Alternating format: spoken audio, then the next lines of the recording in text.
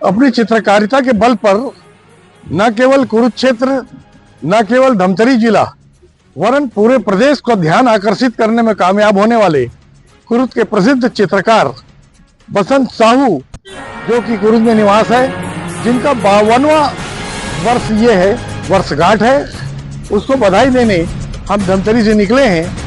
और उनके व्यक्तित्व और कृतित्व के बारे में हम जाने, उसके पहले ये जानना जरूरी है कि श्री साहू बचपन से दिव्यांग है, लेकिन दिव्यांगता उनकी प्रतिभा के आड़े कभी नहीं आई और उन्होंने दिव्यांग होने के बावजूद कला के क्षेत्र में, चित्रकारिता के क्षेत्र में इतना बड़ा स्थान बनाया है कि न केवल उन्हें राज्यपाल का पुरस्कार मिला, वरन अनेक नामी संस्थाओं ने उन्हें सम्मानित करके स्वयं सम्मान का अनुभव किया।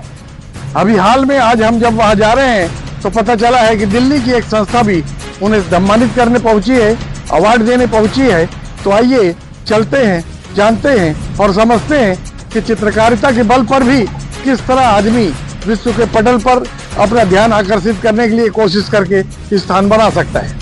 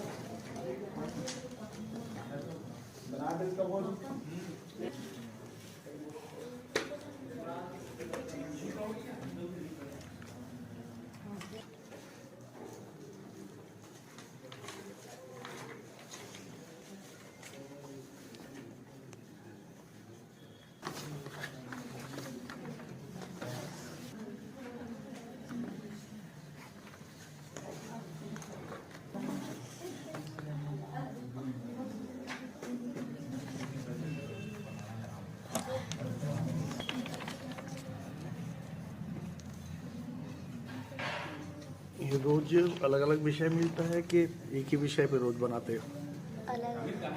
अलग अलग अलग डेली डेली एक सब्जेक्ट मिलता है क्या कि आज ये बनाना है या आज वो बनाना है? अलग मिलता है। आज का सब्जेक्ट क्या है? पर्यावरण। पर्यावरण। हाँ। ये आपने बनाया है पृथ्वी। हाँ। पृथ्वी के पीछे में क्या है, वो पाइप पाइप जैसा दिख रहा है? नहीं, आपने बनाया, ये पृथ्वी बनाया। पृथ्वी को अपना नाम बताओ। गीतिका साहू। शिखर साहू। गीतिका साहू। हाँ, तो ये आपने पृथ्वी के बारे में बताया कि ये पृथ्वी है। पृथ्वी को किससे किससे खतरा है? और बाजू में आपने जो बनाया, जो पाइप पाइप जैसे दिख रहा है, वो क्या है? वो राइस मिल है। और हाँ पृथ्वी में अगर पानी नहीं होगा तो नहीं बचेगा, और पानी होगा तो बचेगा। हाँ। और हरियाली होगी हाँ। तो हमारा देश भी अच्छा रहेगा। और ठीक है बेटा, सही जवाब आपका। आप क्या बना रहे हो? एक लड़की ना पृथ्वी को पकड़ी है। वही एक ही सब्जेक्ट है क्या? हाँ आज सबको एक ही सब्जेक्ट मिला है? हाँ। हाँ। तो आप ये क्या दिखा रहे हो? मानव को कैसे खतरा है? आपने ये मनुष्य बनाया है? ये आपने मानव बनाया ना, मनुष्य बनाया ना, आदमी बनाया ना, इसको किससे खतरा है? किसने पृथ्वी को पकड़ी है लड़की। खतरा है? नहीं पकड़ा नहीं, प्रदूषण से खतरा नहीं है मनुष्य को, है? है ना? वही बना रहे हैं ना। पर स्वच्छ वातावरण होगा, शुद्ध प्राणवायु मिलेगी, तो आदमी के लिए लाभदायक, वही बना रहे हैं ना। हाँ। क्या नाम आपका? पोषिका सागर। हाँ। अरे बेटा, आप तो बहुत लंबा चौड़ा बना रहे हो। क्या क्या बना रहे हो? हैं? साफ सफाई कर रहे हैं वैसे। आवाज नहीं आ रही बेटा। साफ सफाई वाला। ये क्या चीज है? ये साफ सफाई, स्वच्छता। हाँ। तो ये स्वच्छता वाले स्वच्छ कर रहे हैं या गंदगी फैलाने वाले गंदगी फैलाते हैं? कौन क्या करता है? स्वच्छ कर रहे हैं, साफ कि सफाई स्वच्छता वाले स्वच्छ सब साफ करेंगे, लेकिन गंदगी कौन फैलाता है? मानव। मानव फैलाता है ना। तो मानव की भी जवाबदारी है नहीं? स्वच्छता वाले तो स्वच्छता अभियान चलाएंगे ही, है ना। तो वही बना रहे हैं आप ना। क्या नाम आपका? ऋतु देवांगन। हाँ।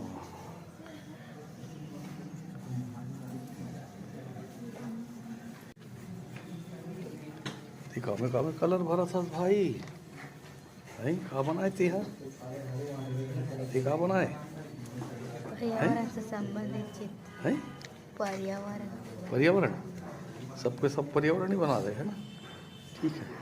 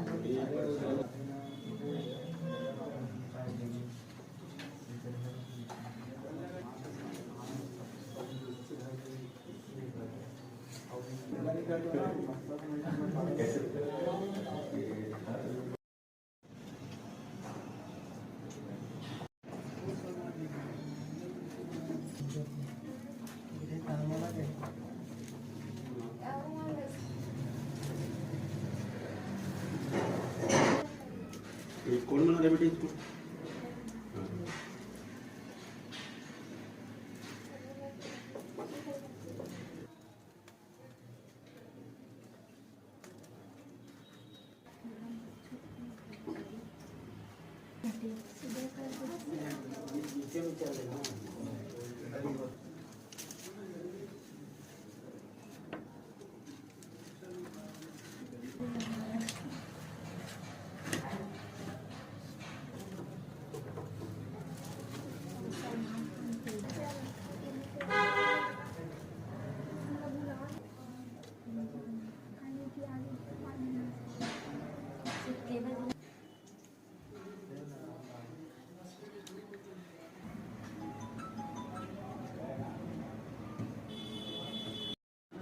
बेटा क्या सीख रहे हैं आप लोग? हम लोग ड्राइंग सीखे हैं दादा। ड्राइंग। ड्राइंग। हाँ, ड्राइंग सीख रहे हैं। कितना समय हो गया? हम लोगों को लगभग 2 मंथ सीखे हैं। 2 मंथ सीखे हैं। 2 महीना हो गया है ना। आपको प्रशिक्षण कौन दे रहे हैं? मिस्टर अवध सर जी। अवध सर जी, मिस्टर अवध सर जी। अच्छा, 2 महीनों में आपका इंटरेस्ट कम नहीं हुआ और आप अधूरा छोड़ के नहीं भागी हाँ। और सीखने की आपके अंदर वो ललक है, तो इस काम को क्या पूरा सीखने के बाद ही छोड़ेंगे? यस सर, पूरा सीखने के बाद करूँगी। तो ट्रेनिंग जो दे रहे हैं उससे कितने संतुष्ट हैं आप? मैं बहुत ही अच्छा प्रसन्न हूँ कि सर मेरे ग्रेट आर्टिस्ट हैं और मेरे को भी बहुत ही अच्छा सिखा रहे हैं सर जी। इन 2 महीनों में किन किन सब्जेक्ट्स पे आपने काम किया है? मैं ड्राइंग, स्केचिंग और लाइव ड्राइंग भी सीख ली हूँ। ये पर्यावरण आज देश की बहुत बड़ी समस्या, देश दुनिया दोनों की। हाँ, तो 2 महीने में कितने सब्जेक्ट को छुआ आपने? कितने सब्जेक्ट्स पर आपने ड्राइंग बनाई? ड्राइंग में मैं अपने फैमिली वाले का ज़्यादा बनाई हूँ सर। हाँ हाँ हाँ, और थोड़ा से मतलब जैसे कि भगवान वाला है वैसे। जी। आपके साथ और कितनी लड़कियां सीख रही हैं? मेरे साथ अभी बहुत सारी लड़कियाँ सीखी है और लगभग मैं अब जानती हूँ उसमें से 4-5 जानती हूँ। जी। क्या नाम आपका? मेरा हेमेश्वरी साहू। ओके। बेटे किसकी तस्वीर बनाया आपने? बसंत सर जी। किनकी है? बसंत सर। अरे बसंत सर की, अपने गुरु की तस्वीर बना दी आपने। अरे वाह। तो उसका आपको बर्थडे है ना, इसलिए। तो गुरु ज्यादा नंबर लेने के लिए सर से आपने गुरु की तस्वीर बना दी, ऐसा माने हैं? लालच से बनाई आपने कि ज्यादा नंबर आपको मिलेंगे। भाई चेला जो गुरु को प्रसन्न करता है तो उसका प्रिय पात्र हो जाता है। तो आपने अपनी गुरु की बनाई तो बनाने की भावना से बनाई या ज्यादा नंबर मिलेंगे, ज्यादा प्रसन्न होंगे मुझसे, ज्यादा आशीर्वाद देंगे, क्या भावना थी गुरु की बनाने की? था सर, इसलिए बनाई हूँ देने हाँ। के लिए। क्या नाम आपका? सीखा। हाँ हाँ।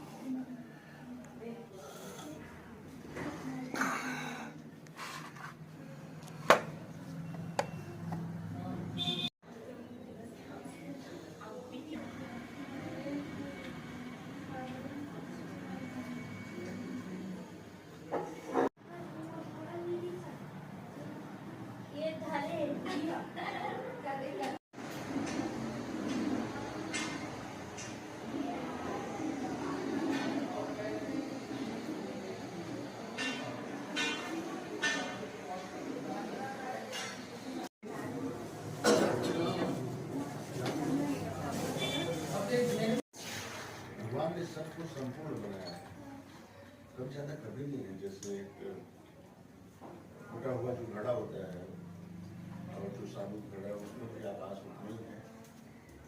मैं अपने जीवन में चीजें अनुभव किया, मेरी जो सोच है वो उसमें कभी कोई आगे बढ़ना है।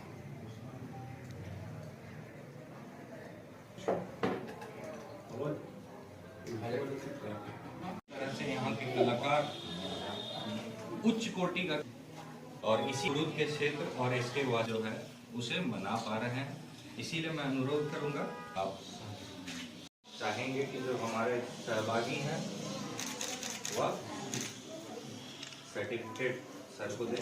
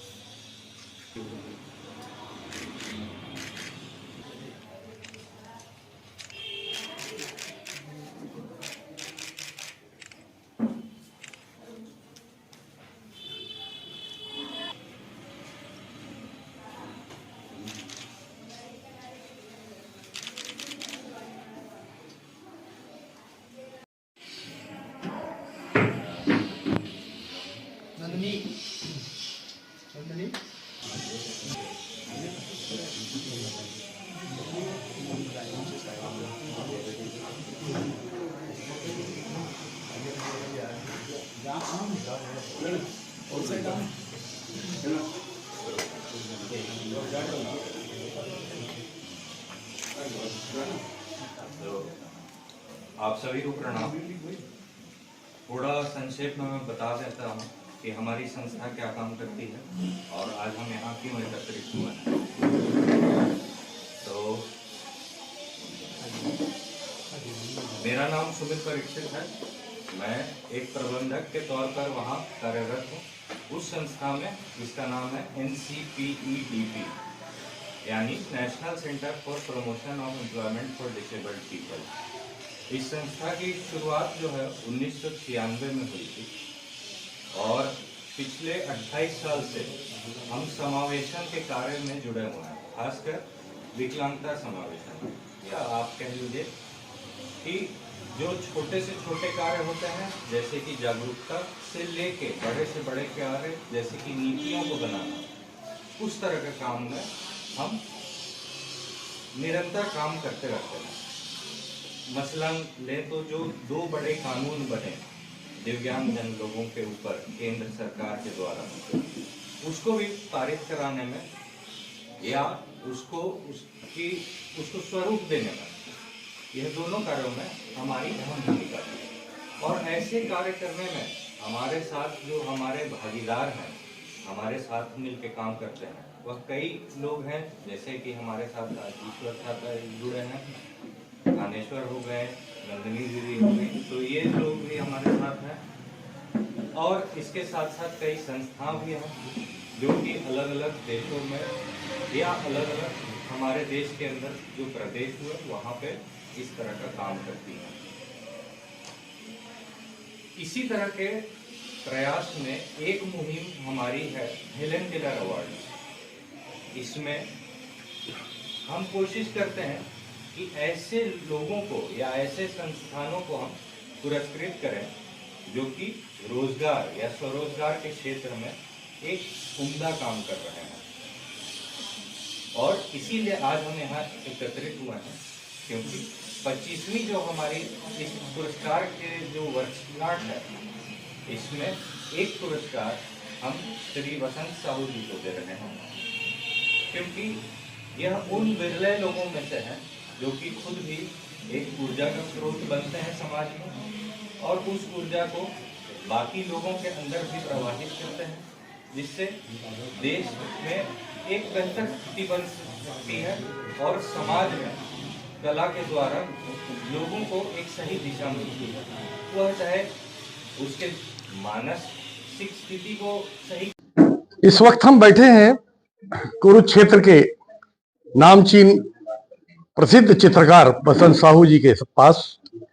और कुरुक्षेत्र अगर पूरे प्रदेश में हम कहें कि 2 चीजों के लिए प्रसिद्ध है, तो एक है पूर्व कैबिनेट मंत्री माननीय अजय चंद्राकर और दूसरे हैं हमारे आदर्श, हमारे प्रेरणा स्रोत और बहुत सारे ऐसे युवा जो चित्रकारिता में अपना करियर बनाना चाहते हैं, जो इनसे प्रशिक्षण ले रहे हैं, वो सारे आज गौरव का अनुभव कर रहे हैं 92 वर्ष पर। सबसे पहले मैं एकता टीवी और MG टीवी की तरफ से आपको बहुत बहुत शुभकामनाएं देता हूं, आपकी यशस्वी होने की कामना करता हूं। बल्कि मैं तो कहता हूं कि आप जियो हजारों साल और साल के दिन हो 50,000, ताकि ये जो बच्चे करियर बनाने की ओर बढ़ रहे हैं ये अपने लक्ष्य को पा सके, करियर बना सके और आपका नाम अंतरराष्ट्रीय स्तर तक ले जा सके। धन्यवाद। तो हम चाहते हैं कि ऐसे बहुत से लोग जो धमतरी जिले में भी हैं, कुरुक्षेत्र के आसपास के जो इच्छुक प्रशिक्षु है, वो तो लाभ पाने का प्रयास कर रहे हैं आपके माध्यम से, आपके मार्गदर्शन में। लेकिन धमतरी जिला बहुत बड़ा जिला है और बहुत सारे नगरी सिहावा से या भखारा से और भी अन्य अन्य क्षेत्रों से वो आना चाहते हैं, वो नहीं पहुंच पाते। तो हम चाहते हैं उनको आप किस तरह यहाँ से मोटिवेट करेंगे कि वो वहां रह के भी उस रास्ते पे एक कदम बढ़ सकते हैं, किस तरह मोटिवेट करेंगे? बिल्कुल, मैं सबके लिए कहना चाहूँगा और ये भी आप लोग को बताना चाहूँगा कि कुछ बच्चे हैं जो भानु प्रतापपुर से और सेबरा गांव से और भी बहुत दूर दूर से यहाँ आके अपने हिसाब से किराया में रह के पढ़ाई कर रहे हैं, यहाँ पर पेंटिंग सीख रहे हैं, पेंटिंग का बारीकियाँ सीख रहे हैं जी। और जब भी मुझे मौका मिला है तो मैं सुकमा जैसे जगह में जाके नक्सल प्रभावित बच्चों को मैं पेंटिंग सिखाने का काम किया हूँ। तो जिस तरह से मुझे अवसर मिलता है मैं बिल्कुल जाता हूँ, उन बच्चों को प्रोत्साहित करता हूँ कि जब मैं ये पेंटिंग का कार्य कर सकता हूँ तो आप लोग सब क्यों नहीं कर सकते। और दिशा देने की कोशिश करता हूँ। और आज के उन बच्चों को भी कहना चाहता हूँ, अभिभावक लोगों को भी कहना चाहता हूँ कि बच्चे यूं ही नहीं भटकते, है ना, और नशे की ओर यूं ही नहीं चले जाते। उनको प्रोत्साहन करना बहुत जरूरी है। कम से कम उनके कार्य को सराहें और कहीं पर भी गलत दिखता है तो उनको समझाएं, मोटिवेट करें और मुख्य मार्ग पर चलने का उनका रास्ता बनाएं। जी, ये जिस तरह एक साहित्यकार होता है अपने शब्दों के माध्यम से, अपने काव्य के माध्यम से, अपने लेखन के माध्यम से, गद्य और पद्य के माध्यम से अपनी भावाभिव्यक्ति करता है, उस तरह एक कलाकार जो है रेखा चित्रों के माध्यम से एक सजीव प्रारूप तैयार करके लोगों के सामने परोसता है। ये कितना दिखता है, एक नजर में तो सरल कार्य दिखता है, लेकिन ये कितना कठिन है और शुरू शुरू में आपको किस तरह मेहनत करनी पड़ी, अतिरिक्त मेहनत करनी पड़ी है और कठिनाइयों का सामना करना पड़ा और अंततः आपने लक्ष्य पाया और आज आपको सम्मान मिल रहा है। हाँ, ये मेरे लिए बहुत ही कठिन था उस समय। ऐसी परिस्थिति आने के बाद आदमी निराश हो जाता है और मैं भी, मेरे जीवन में इस तरह की भी चीजें आई, लेकिन हर परिस्थिति में मेरी माँ आज भी खड़ी हैं और उस समय भी जब मैं शुरुआत किया तो उन्हीं के आशीर्वाद से, है ना, और देखा कि इतना बड़ा जो मेरा स्थिति बना है, अब मैं क्या कर सकता हूँ। तो जीवन में असंभव तो कुछ भी नहीं है। इंसान प्रयास करे, अभ्यास करे तो कोई भी चीज कठिन कुछ भी नहीं है। और वो अभ्यास निरंतर, चाहे 10 साल लगे होंगे, मैं करता रहा। बस भरोसा था कि करत करत अभ्यास की जड़ मती होगी। तो निश्चित रूप से आप सब लोग यहाँ पर आए हैं और हेलन केलर अवार्ड जो है, ये वाकई में मेरे लिए बहुत बड़ी सौभाग्य की बात है। और छत्तीसगढ़ के और भी सब दिव्यांगजन जो अपना संस्था चलाते हैं, इस मार्ग में सेवा करते हैं, सब आए हुए हैं, तो इसका वैल्यू और समझ आ रहा है जी। तो ये मेरे लिए बहुत गर्व की बात है। और सारे भाइयों को कहना चाहूंगा कि जब जागे तब सवेरा। दिल्ली की संस्था आपको सम्मानित कर रही है, अवार्ड देने आई है, तो हम चाहते हैं, आपको बहुत सारे अवार्ड मिले हैं, बहुत सारे प्रशस्ति पत्र मिले हैं, सम्मान मिले हैं, तो राज्य सरकार स्तर के कितने पुरस्कार आपको मिल चुके हैं? राज्य स्तर पे राज्यपाल जी मुझे सम्मानित कर चुके हैं, जो ग्रैंड से जीत है। बहुमत सम्मान है, जो बड़ा सम्मान है छत्तीसगढ़ के लिए, वो मुझे मिला है। ऐसे बहुत सारे सम्मान छत्तीसगढ़ में, लेकिन सम्मान से कुछ नहीं होता। इतने लंबे समय से जो मैं अपना जीवन जिया है, अब आगे के जीवन के लिए, क्योंकि एक फाउंडेशन बन गया है और हजारों बच्चे यहाँ सीख रहे हैं। और यहाँ खैरागढ़ से भी जो टीचर हैं, अवध राम कंवर, जो अपने क्षेत्र में बड़ी मेहनत कर रहे हैं, वो आके प्रशिक्षण दे रहे हैं। तो इन सब चीज के व्यवस्था के शासन का ध्यान आकर्षित करना चाहूंगा और उनके मदद के बगैर मैं आगे और मैं ज्यादा कुछ नहीं कर पाऊंगा। यहाँ के एक विश्वविद्यालय स्थापना की कामना करते हैं या महाविद्यालय की स्थापना की कामना करते हैं चित्रकारिता संबंधित? 100% मैं चाहता हूँ। सरकार से कई बार पत्र भी लिखा हूँ कि आप एक ऐसा आर्ट क्लास ही बना दें। मैं जब यहाँ पर हूँ, मेरा पेंटिंग ऐसे ही पड़ा हुआ है, एक म्यूजियम से बनाए। और बहुत संभावना है हमारे कुरुद ब्लॉक में, धमतरी जिला में बहुत सारे ऐसे कलाकार हैं, उनको कम से कम मौका मिले। तो एक छत्तीसगढ़ जिला में एक म्यूजियम जैसे होना चाहिए और सारे कलाकारों का, सिर्फ पसंद करने, सारे कलाकारों का उसमें प्रदर्शन होना चाहिए। उनको काम करने का मौका मिलना चाहिए, एक दूसरे से तभी सीख पाएंगे हम। आपके क्षेत्र में एक ताकतवर पूर्व कैबिनेट मंत्री है जो हर असंभव कार्य को संभव करके दिखाते हैं और पूरे क्षेत्र में विकास की ऐसी गंगा बहा रहे हैं कि पूरे प्रदेश का ध्यान आज कुरुद की ओर आकर्षित हो रहा है, चाहे एजुकेशनल हब बनने की ओर हो, चाहे मेडिकल के क्षेत्र में हो। तो अपनी ये इच्छा जो हमारे सामने आप व्यक्त कर रहे हैं, क्या कभी आपने मंत्री महोदय, हम मंत्री ही कहते हैं उनको क्योंकि वो सबके दिलों में स्थान पा चुके हैं, उनके सामने क्या अभी आपने कभी ये बात रखी कि ऐसी ऐसी मेरी इच्छा है और राज्य सरकार स्तर पे? हाँ, मैं बिल्कुल ऐसा भाव उनके पास रखा हूँ कि आप एक ऐसा आर्ट गैलरी, जब इतने बड़े बड़े नाटक के लिए आप काम कर रहे हैं, हर क्षेत्र में विकास पुरुष माना जाता है, बिल्कुल करते हैं। और हेलन केलर जो अवार्ड मिल रहा है, तो अभी मैं बिल्कुल अपने हक के साथ मांग सकता हूं कि यहाँ पर एक आर्ट स्कूल होना चाहिए। बसंत फाउंडेशन उसके लिए आपका इंतजार कर रहा है, और ये जो अवार्ड है सबके लिए प्रेरणा बनेगा। और बहुत सारे कलाकार हैं जो आपके लिए मेहनत कर रहे हैं, है ना। तो बिल्कुल चाहिए यहाँ पर एक आर्ट म्यूजियम बने, उसमें सारे मूर्तिकार हो, डोगरा आर्ट हो, जितने भी कलाकार हैं हाँ, कला उनको क्षेत्र से मौका जुड़े। मिले। और माननीय हमारे विधायक महोदय जी से अनुरोध है, निवेदन है, तो मैं इतना लंबा सफर कर चुका हूँ, आगे सफर के लिए सरकार अगर मदद नहीं करेगी तो मैं आगे कोई काम नहीं करूंगा। ठीक है, ये बहुत सारे आपके चित्र हमने देखे कि कोई भी विषय नहीं छूटा है, चाहे पर्यावरण का क्षेत्र हो, प्रकृति का हो, प्रेमाभिव्यक्ति का हो, सांस्कृतिक नृत्य का हो। लेकिन इसमें एक चित्र ने जो बहुत ज्यादा मुझको जो प्रभावित किया है, मैं कुछ क्षणों के लिए चौंक गया था कि ये जो राम का तस्वीर बनाई गई है, ये जो अयोध्या में उनकी मूर्ति स्थापित हुई है, वो बिल्कुल इतनी हूबहू है कि मैंने आपके चेलों से बहुत पूछा। मैंने कहा यार ये हाथ की बनाई तस्वीर है कि ये बाजार से खरीद के वो जो लाए राम मंदिर वहां बना है उसकी? तो बोले नहीं साहब ये यही बनी है। तो फिर उन्होंने मुझे एक कलाकार का नाम बताया, उस कलाकार के बारे में हमारे दर्शकों को कुछ बताइए।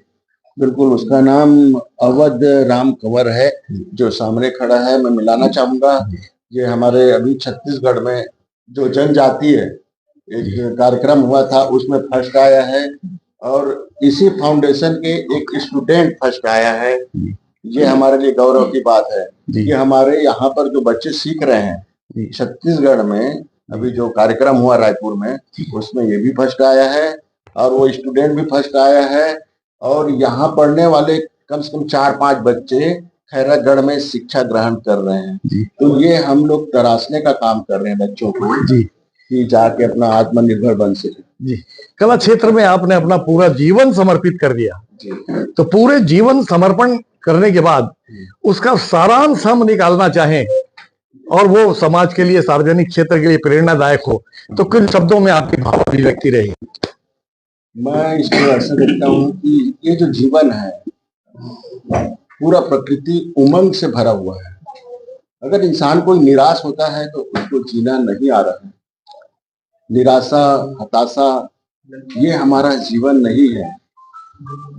और वो उमंग हर किसी में है, लेकिन देखना नहीं चाहते।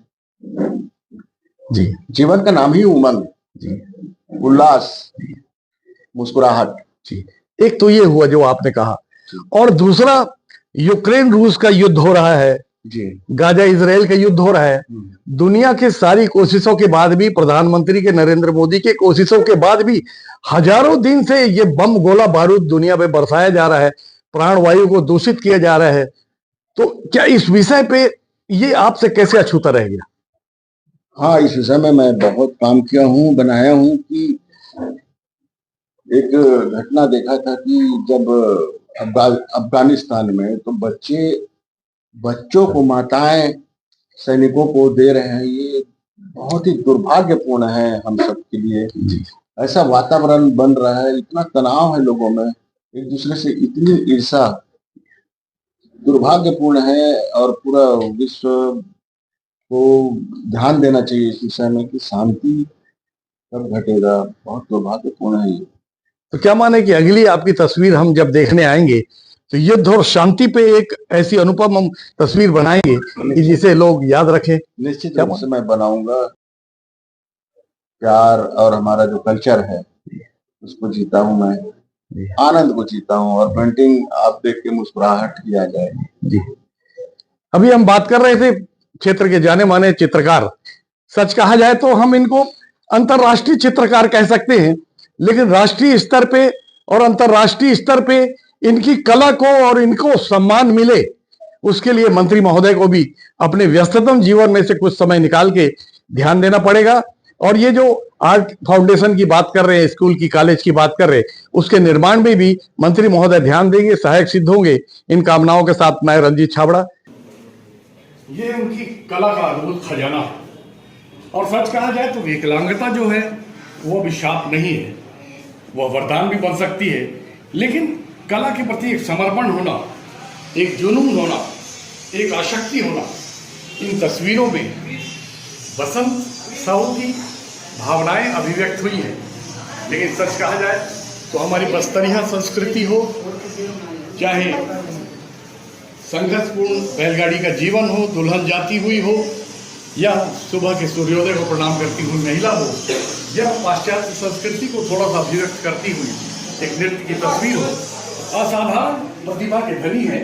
सच कहा जाए तो इनको बहुत पहले अंतर्राष्ट्रीय सम्मान मिल जाना चाहिए था, लेकिन कहाँ पर कमी छूट गई, कहाँ पर कोशिशें कम हुई, कहाँ पर वो ज़्यादा सक्रियता नहीं दिखा पाए, ये अलग विषय है। लेकिन उनकी कला और उनके सम्मान को कमतर करके नहीं आंका जा सकता। निस्संदेह वो कुरुत के गौरव है, हमारे प्रदेश के गौरव है, और पूरे देश के लिए एक विरासत है, अक्षय ऊर्जा के भंडार है।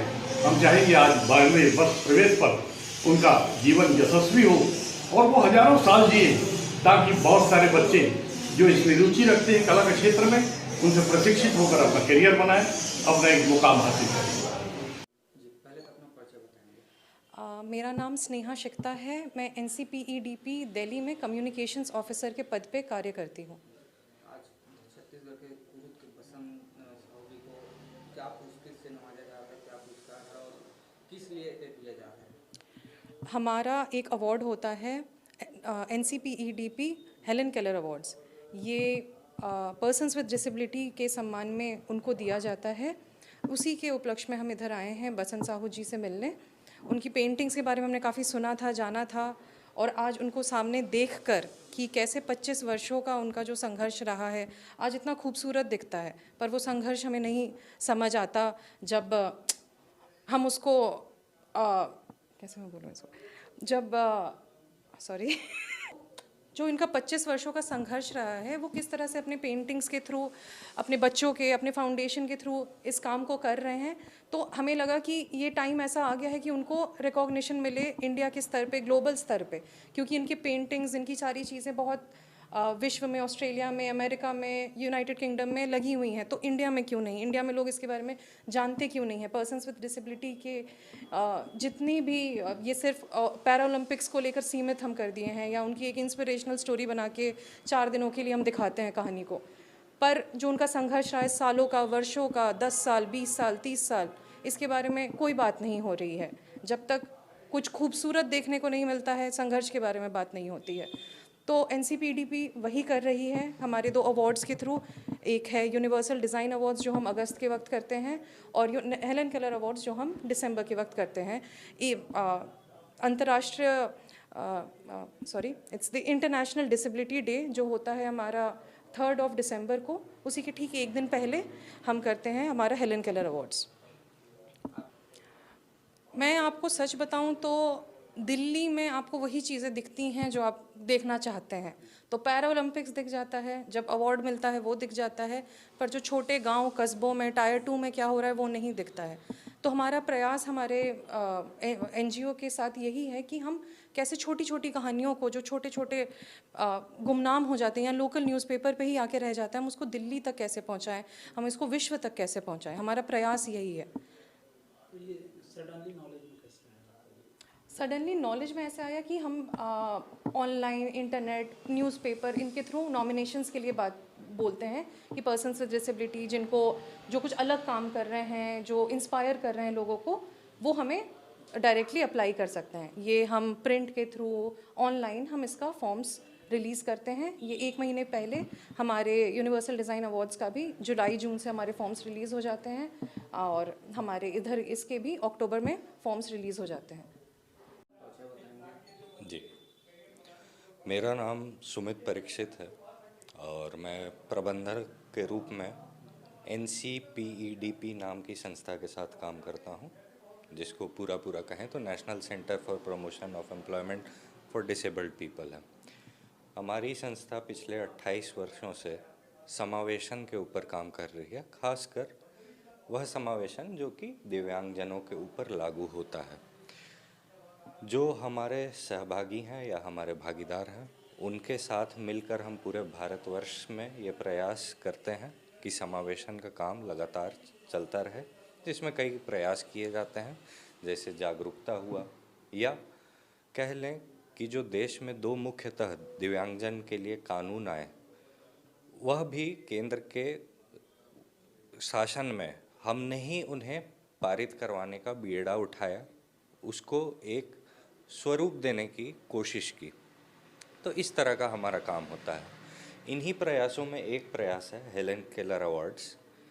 यह पिछले 25 वर्षों से उनको पुरस्कृत किया जा रहा है जो इस समावेशन के क्षेत्र में रोजगार या स्वरोजगार को बढ़ावा दे रहे हैं। और इस 25वीं वर्षगांठ में हमें बहुत खुशी हो रही है इस बात को बताते हुए कि इस कुरूद क्षेत्र में श्री बसंत साहू को हम इस साल अपनी 25वीं वर्षगांठ पर सम्मानित कर रहे हैं। ये हमारे लिए गर्व का मौका है, क्योंकि बहुत विरले ही ऐसे लोग होते हैं जो अपने अंदर भी ऊर्जा का एक स्रोत तैयार करते हैं और उस ऊर्जा को प्रवाहित करते हैं दूसरे लोगों पे, जिसका असर आप देख सकते हैं कि यहाँ के जो बच्चे हैं वो एक दिशा में आगे जाकर खुद को एक बेहतर देशवासी बना पाएंगे, क्योंकि कला से जुड़ रहे हैं, या उसी कला के माध्यम से खुद को स्वरोजगार भी दिला सकेंगे। और इसलिए हमारी अनेक शुभकामनाएं बसंत साहू जी को और कुरूद के नगर वासियों को, ग्रामवासियों को, सभी को हमारी शुभकामनाएं।